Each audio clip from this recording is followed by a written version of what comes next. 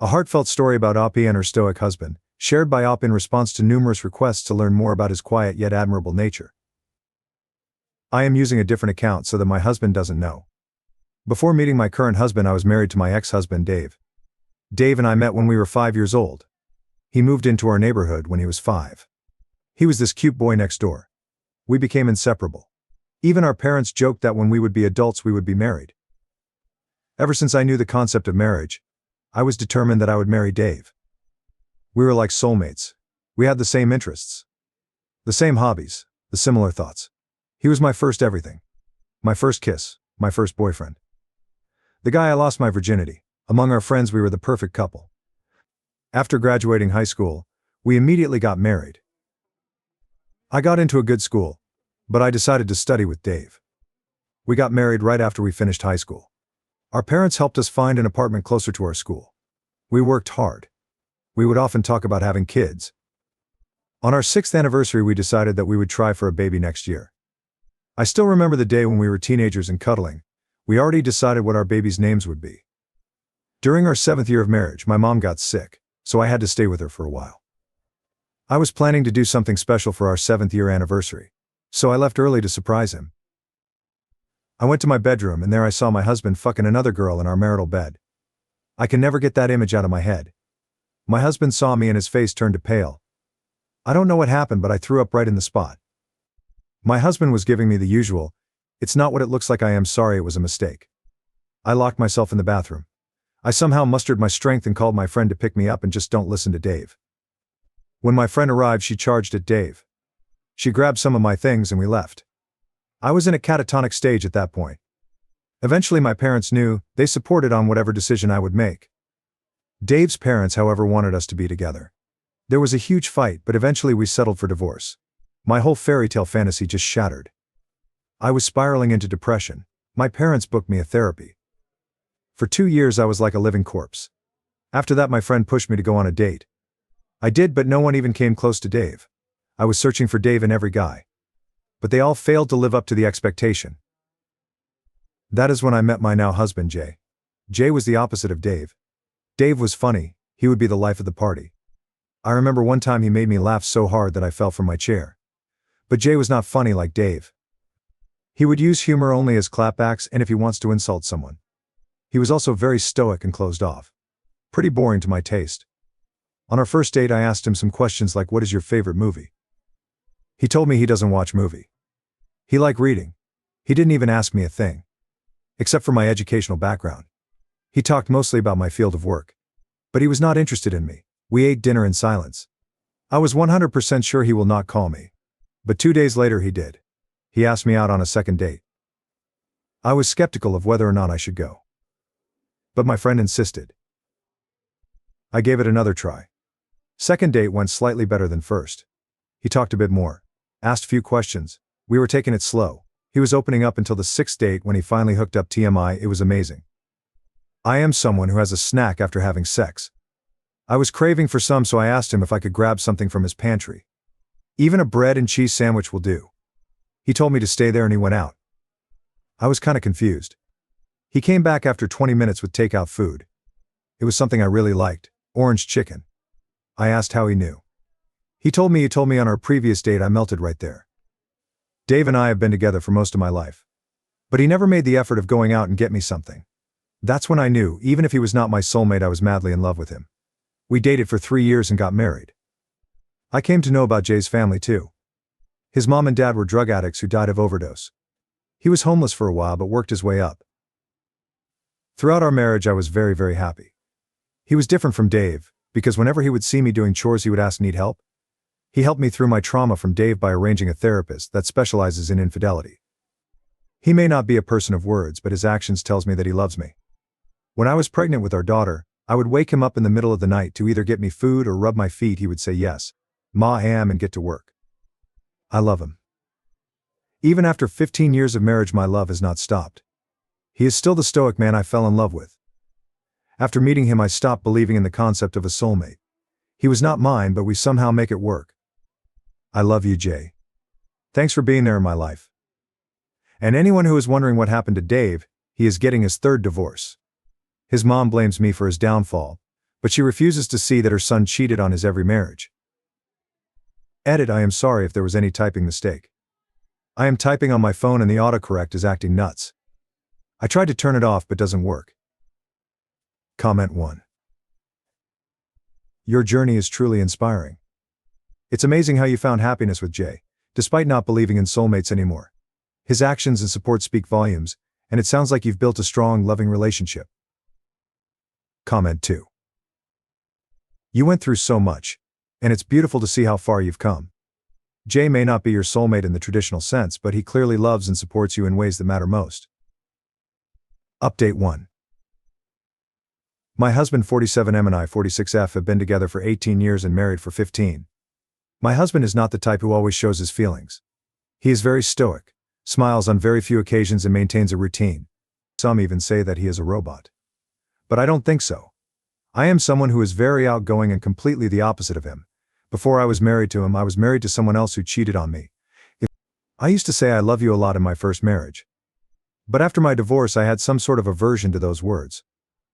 Over the last 18 years, we have said I love you only 5 times. First time was when we were dating, second was on our wedding day, third and fourth when our daughter and son was born.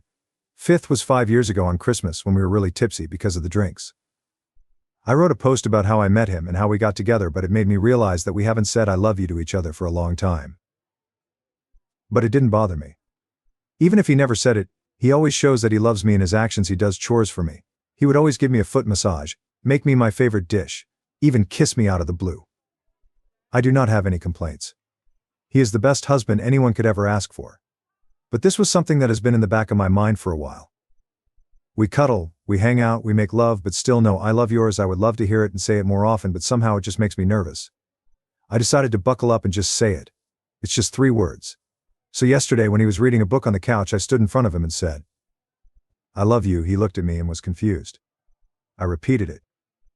For the first time I could see him get flustered. He told me okay.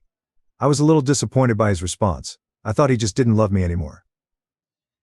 Later that night when I was lying down, he came to our bedroom and told me that he is sorry for his response. That it caught him off guard. He told me that he loves me a lot. And not even a day goes by he doesn't feel lucky to have me in his life. I was tearing up. That was better than my confession. I asked him that, why don't we say that often? He told me that he doesn't say it because throughout his entire life no one has said it to him except for me. His parents were drug addicts who cared less for him. He had to start working since 14. He grew up in hardship, so saying I love yours are weird for him. But also he feels like we didn't have to tell each other when we express it with our actions way more. I told him I want to say it more now, and want him to say it back if that's okay with him. I saw him smile for a while. He said it is fine as long as I want it. I don't think we need to say it when we know we love each other a lot. We will probably stop saying it after a few days and go back to our mundane events LOLL. Update 2. A lot of you people have been asking me and personally messaging me about Jay's upbringing and how he managed to survive. Well, I am not sure if I am the right person to talk about his personal life. I mean, I heard some parts which really made me cry. Therefore, I will try to summarize it. So my husband Jay is an only child. His mom and dad were from a poor family. They were drug addicts. His household was a mess. He remembers his father pushing him down the stairs when he was like 8.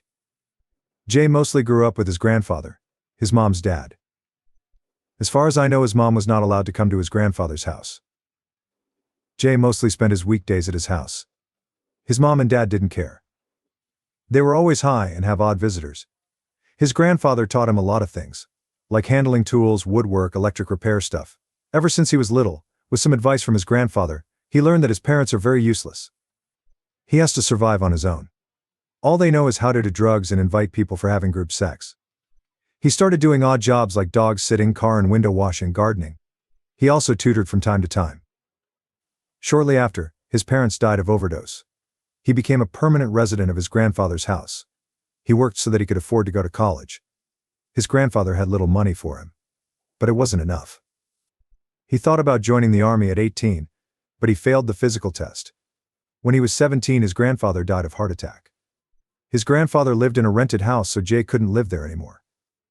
He was forced to live in a homeless shelter throughout his high school. He even got bullied and got in trouble for standing up for his bullies. But since he was a good student, he didn't face serious repercussion. He left the homeless shelter when a pastor from their local church took him in.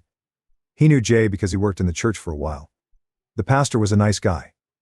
He funded his living, and also helped him get a scholarship to a good university. Jay studied fiancé and business.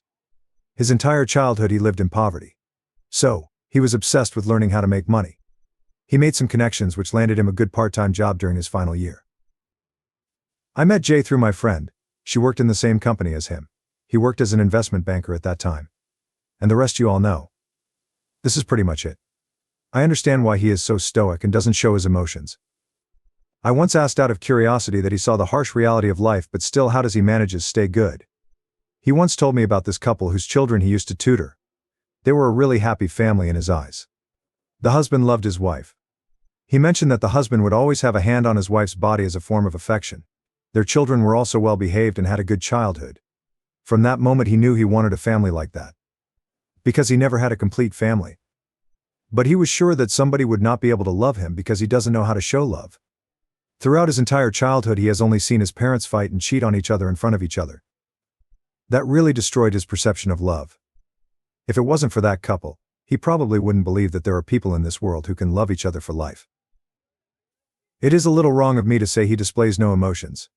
He does, but on rare occasions. I remember the day our daughter was born. Jay held her and cried loudly. He kept repeating, "I will protect you. I never leave you." He did say "I love you" to both me and her.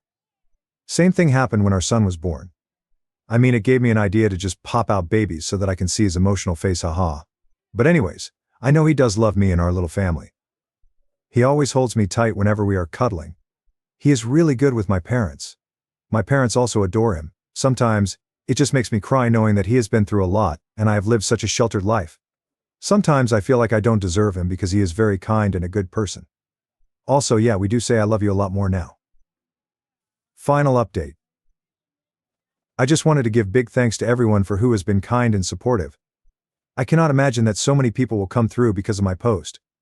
A lot of you suggested therapy. TBH, I did in the past, but my husband brushed it off by saying his past rarely bothers him. Thanks to people in Reddit, I suggested him some articles on PTSD and childhood trauma. He studied for a bit and found a therapist for him to help him with his trauma. He only had 2 sessions till now. Few days ago he came home from work and I went to greet him like usual. He pulled in for a big hug and started sobbing. I told him it's okay. We went to our bedroom where we sat down and talked. He told me that he was sorry for being so ice cold all these years. He opened up more and said he was afraid to confront his demons, so he just kept them back in his head. He had trouble expressing how he felt.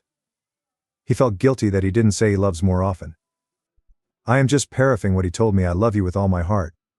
I know I don't say it, but I feel it every day and every moment. I am sorry for taking away all those years from you, for not expressing my love for you. Words cannot express what you actually mean to me. You gave me my kids. I made my house a home. I never had that growing up. I always wanted that, and you made it happen. I am sorry that I was so cold and never said I love you more. Because I do, I love you a lot. I want to make it up to you. I don't want to waste another second of my life burying those emotions anymore." It feels good to see him vulnerable first time in his life. I cried with him that night. We talked a lot about our marriage and the times we spent. It was a real bonding experience. From that day on he has been really attentive towards me. He would always come home as early as possible to simply have more time with me. We cuddle a lot, and also make love. Except this time it feels new and different. Like a newfound love. He has been saying "I love you" to my kids. My son is confused and my daughter just said, "Dad, you are weird." He is thinking about planning a trip for just 2 of us, because it has been really long since we had went on a trip alone. So thanks Reddit. You gave me a new version of my husband and probably strengthened my marriage with him. Not that there was problems, but I hope my husband would not be so haunted by his demons now.